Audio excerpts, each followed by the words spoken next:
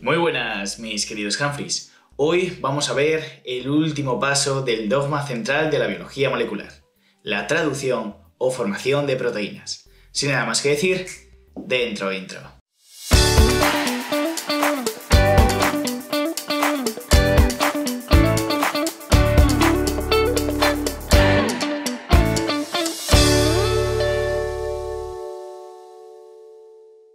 Bueno, como dijimos antes de la intro, hoy vamos a ver todo lo relacionado con la traducción y ese paso final del dogma central de la biología molecular.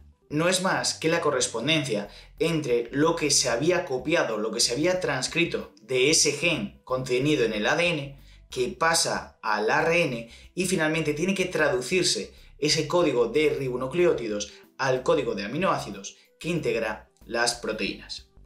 Este código es universal. Es decir, es el mismo para todas las células de los individuos de todas las especies. Quiere decir que un mismo codón, una secuencia de 3 ribonucleótidos, va a codificar para el mismo aminoácido. No obstante, como todo en la vida y como todo en biología, va a existir ciertas excepciones. Por ejemplo, en las mitocondrias, en ciertos virus, en algunos protozoos raros, en determinadas arqueas. Aquí es también interesante señalar que, por supuesto, Severo Ochoa, un luarqués, un asturiano, pues identificó o ayudó a identificar parte de esta equivalencia de la secuencia de ribonucleótidos y los aminoácidos. Sin embargo, y por desgracia, aunque sí es verdad que recibió el premio Nobel en el año 1959, no se puede hablar de español como tal. ¿Por qué? Porque se nacionalizó en Estados Unidos. Por tanto, seguimos diciendo que nuestro único premio Nobel en el caso de España es Ramón y Cajal, y en la disciplina de medicina. Si es verdad que tenemos otros premios Nobel, pero solo en la disciplina de medicina podemos hablar de Ramón y Cajal, que era un auténtico crack y que os dejo el vídeo por aquí arriba. El código genético es degenerado. Sí, tiene un nombrecito un tanto raro, pero quiere decir que un mismo aminoácido puede venir determinado por varias secuencias diferentes de codones. Sin embargo, también es específico. ¿Qué quiere decir? Que un codón va a identificar siempre el mismo aminoácido. Es decir, siempre que aparezca un determinado codón, va a codificar ese aminoácido. Pero es degenerado. Ese aminoácido puede venir dado por diferentes codones, como podéis observar en esa tablita. No presenta ni espacios, ni separaciones, ni solapamientos entre los sucesivos codones. Hay 3 tipos de codones: de iniciación, de elongación y de terminación.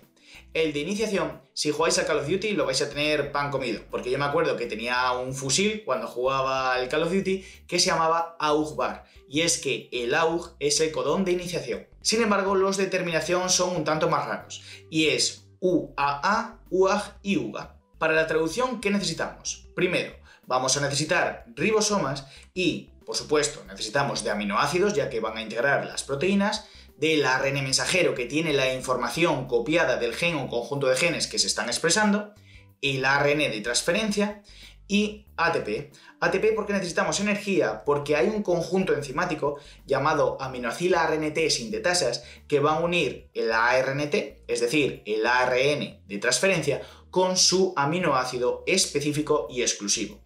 Esto va a gastar un poco de ATP. Así tenemos una serie de etapas bien diferenciadas en el proceso de traducción. Sería primero una activación, luego una iniciación, elongación y terminación. Vamos con la activación, y como dije, el ARN de transferencia tiene que ser reconocido por unas aminoacil-ARNT sintetasas específicas que le van a añadir su aminoácido exclusivo y específico.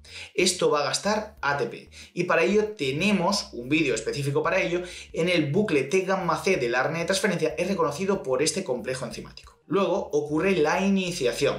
¿Os acordáis que el ARN mensajero de eucariotas se le añadía en el extremo 5' una caperuza, que dije que era como el extremo de los cordones, que teníamos una caperuza de plástico para evitar que se deshilachara? Bien, pues decíamos que poníamos una caperuza en el extremo 5' para evitar una digestión por nucleasas cuando ese ARN mensajero salía al citoplasma, y además iba a identificar ese ARN mensajero para que fuera reconocido por la subunidad menor del ribosoma. Y esto es lo que pasa aquí. Observar cómo en el extremo 5' es reconocido por el ribosoma y va avanzando ese ribosoma hasta que detecta una secuencia de iniciación, que como sabéis era igual que el fusil del Call of Duty, AUG. Para este codón AUG viene el ARN de transferencia específico con la secuencia complementaria, que en este caso es UAC, y va a corresponder al aminoácido metionina. Una vez que se une este ARN de transferencia, se une la subunidad mayor y ya se van a formar tres sitios. El sitio A de aminoacil, es decir, cada uno de los aminoácidos con su ARN de transferencia específico que van a venir.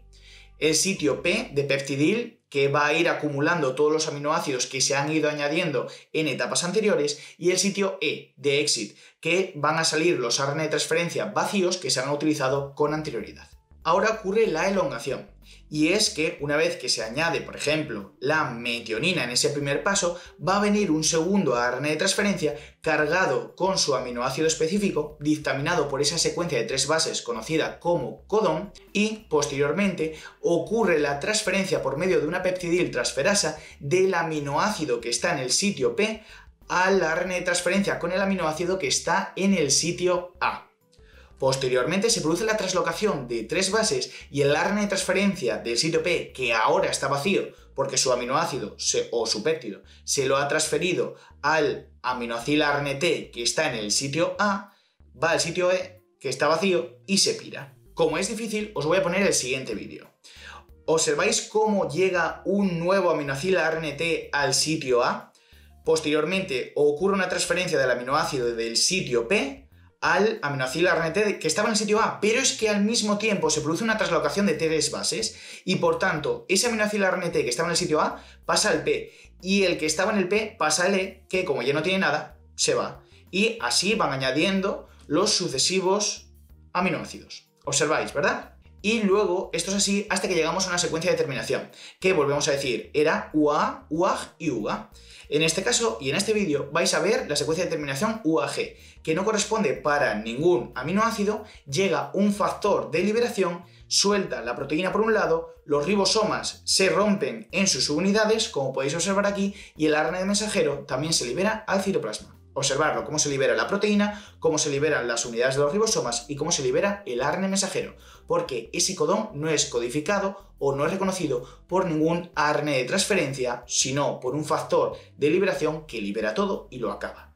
Posteriormente, esa proteína o ese polipéptido liberado tiene que plegarse, porque como ya sabéis, una proteína no es nada sin su plegamiento, si no estaría desnaturalizada y no tiene ninguna funcionalidad. Se pliega y es cuando adquiere su funcionalidad. Sin embargo, plegar algo que puede ser tan grande es muy complejo y hay a veces que necesitamos la ayuda de lo que conocemos como chaperonas, que son unas proteínas o un complejo enzimático que va a ayudar a plegar cada proteína de manera específica. Ahora vamos con una cosa súper interesante, que es la regulación del proceso, que les permitió a Jacob y Monod ganar el premio Nobel en 1965 y que lo conocemos como el modelo del operón. El modelo del operón siempre viene ejemplificado con el modelo del operón de la lactosa. Os cuento. Tenemos un operón, que es un grupo de genes que viene controlado por la expresión, a su vez, de otro grupo de genes. Es decir, tenemos un gen que va a expresar una determinada proteína, pero que a su vez viene subordinado por otro gen que va a regular si produce esa proteína o no. Es decir, es como una jerarquía. Tenemos un gen regulador y otro gen que, bueno, depende un poco de lo que le diga el regulador, ¿vale? Así que tenemos ese gen que produce una determinada proteína, en este caso va a ser la lactosa. Tenemos un promotor, que ya sabéis que es esa secuencia, esa bandera que es reconocida por la ARN polimerasa para que comience a transcribir ese gen o grupo de genes. En este caso vamos a hablar del promotor de la lactosa. Tenemos un operador, que es una secuencia que, como podéis observar en la imagen, es adyacente, es decir, está a continuación del segmento del promotor. Y ahí se va a unir una proteína reguladora que es codificada por ese gen regulador. Ese gen regulador va a codificar a una determinada proteína que tiene la capacidad de unirse al operador. ¿Y qué pasa? Que si se une, va a determinar si la ARN polimerasa puede transcribir, por tanto dar el ARN mensajero y por tanto dar la proteína, o no se puede unir y por tanto no va a transcribir y no va a dar lugar a la proteína. ¿Me entendéis? Es como una especie de candado. Va a poner un candado que impide el avance de la ARN polimerasa. Y tenemos también un inductor. ¿Qué es un inductor? Pues vamos a decir, si anteriormente dijimos que ese operador era un candado que impedía que la ARN polimerasa avanzara, vamos a decir que el inductor es una llave. una llave que va a abrir el candado. Y si abre el candado, la ARN polimerasa puede avanzar perfectamente, puede transcribir y puede dar lugar a la proteína. Vamos a ver si entendemos el siguiente ejemplo del operón lactosa. Tenemos un gen regulador que iba a codificar una proteína que se iba a unir al operador, es decir, una secuencia contigua al promotor. Por tanto, si tenemos esa proteína ahí, actuaba como candado para evitar que la ARN polimerasa pudiera avanzar.